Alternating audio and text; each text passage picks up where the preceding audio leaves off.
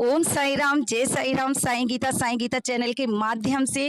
और हम बाबा के अनुभव सुनते हैं, बाबा की लीलाएं सुनते हैं कि बाबा किस तरह से अपने भक्तों के साथ चमत्कार करते हैं। तो हमारे साथ दोबारा से साईं भक्त, इनका पहले आप अनुभव सुन चुके हैं, बहुत लोगों के कॉल आए कि दीदी हम लोगों को दोबारा से एक्सपीरियंस सुनवाइए सर से। तो आइए, आज लोधी रोड मंदिर में मुझे दोबारा से मिले हैं, तो आइए इनसे एक और बाबा का अनुभव शेयर करते हैं।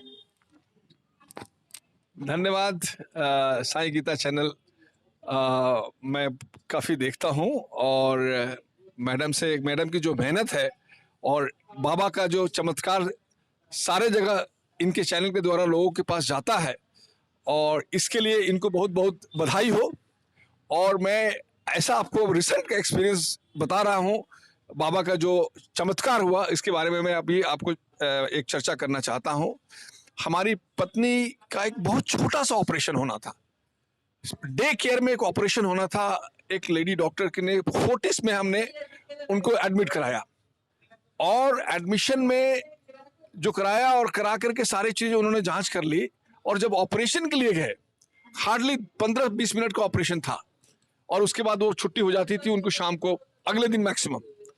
लेकिन 15 मिनट के बाद मेरे पास डॉक्टर का कॉल आया कि डॉक्टर बुला रही हैं, और मैं गया तो वहां पता चला कि हमारी पत्नी के साथ मैंने कुछ एनेस्थीसिया ज्यादा दे दिया या क्या कर दिया। फोर्टिस हॉस्पिटल जो कि सबसे बड़ा हॉस्पिटल आज के माना जाता है, और उनके हार्ट बंद हो गए।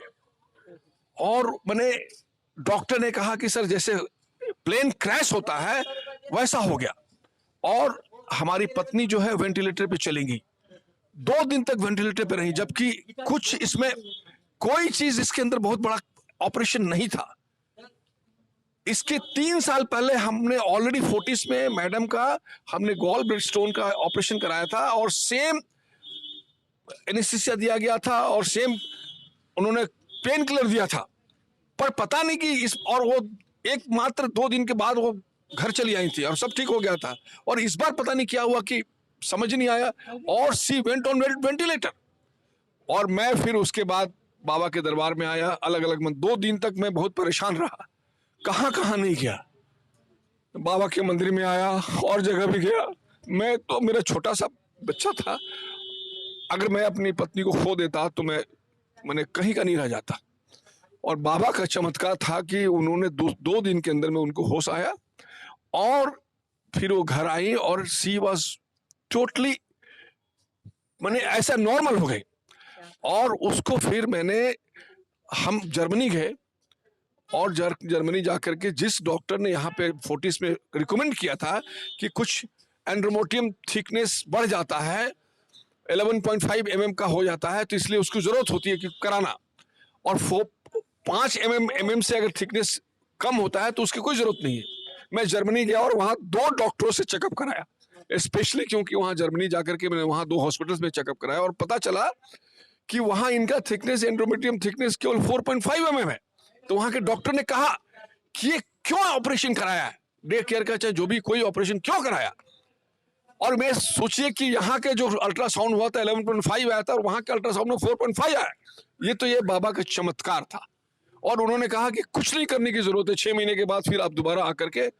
और मैं आपको बता दूं, इस चैनल के द्वारा मैं फोर्टिस हॉस्पिटल को सू करने जा रहा हूं। मैंने अपने लॉयर के थ्रू, और मैं डायरेक्टली एमडी को, और they know all this things. अगर फोर्टिस हॉस्पिटल इसको देखेगा तो उनकी हालत खराब होगी। मैं अभी उनको कुछ बताया नहीं था कि मैं सू करने जा रहा हूं। मैं अभी सू करने के लिए प्लान कर रहा हूं। एक एडवोकेट से मैं जाकर के उसको अभी चिट्ठी इनको भिजवा रहा हूँ, एमडी के नाम से सारा ड्राफ्ट हो चुका है। उसके बाद जब जर्मनी से हम लोग गए, और जर्मनी से मुझे इंडिया आना था, तो आप सोचिए कि वहां प्लेन में इंटरनेशनल फ्लाइट के लिए आपको 3 घंटे पहले पहुंचना होता है, लेकिन हम लोग थोड़ा डिले हो गए और कार बीच में खराब हो गई, और हम 1 घंटे बचे थे। सोचिए कि विदिन 1 घंटे बचे तभी जाकर के हम लोग एयरपोर्ट पहुंचे, और उसमें बोला कि भाई कोई चांस नहीं आप। अच्छा, बीच में जब देखे कि टाइम खत्म हो रहा था, तो मैं बाबा का किताब हमेशा रखता हूँ। बाबा का किताब मेरे पास, मैं चाहे फॉरेन में रहूं चाहे यहाँ रहूं, मेरी गाड़ी में हमेशा रहती है। और मैं बाबा का फिर किताब कम से कम 20 बार पूरा पढ़ चुका हूँ किताब, और हमेशा जब भी खत्म होती है फिर दोबारा शुरू से करता हूँ। और मैं फिर वो जहां तक मैंने पढ़ा था फिर दोबारा मैंने कम से कम जब तक एयरपोर्ट नहीं पहुंचे तब तक बाबा का किताब में पढ़ता रहा। लेकिन थोड़ा सा हम लोग को प्रॉब्लम ये हो गई कि एयरपोर्ट पहुंचे, मैं सोचा कि एयरपोर्ट पहुंचने से तक मैं पढ़ूं, लेकिन बीच में वो किताब मैंने 5-10 मिनट पहले बंद कर दी ताकि हम सोचे कि एयरपोर्ट पे जाके जल्दी से जल्दी काम करना है। अब देखिए कि वहां पे दूसरे लोग आ रहे थे, उनको भी एक पैसेंजर और था, उसको मना कर दिया उसने। लेकिन बाबा का आशीर्वाद ये देखिए कि हम लोगों को उसने वो बोर्डिंग इशू कर दिया। 1 घंटा के अंदर में हम लोग थे और इंटरनेशनल फ्लाइट में बोर्डिंग इशू कर दिया। हम लोग बोर्डिंग पास चले गए। अब बाबा का किताब मैंने 5 मिनट पहले बंद कर दिया था, तो ऐसा हुआ कि बाबा ने सोचा कि पहले हमारा वहां पे बाबा ने थोड़ी सजा दे दी।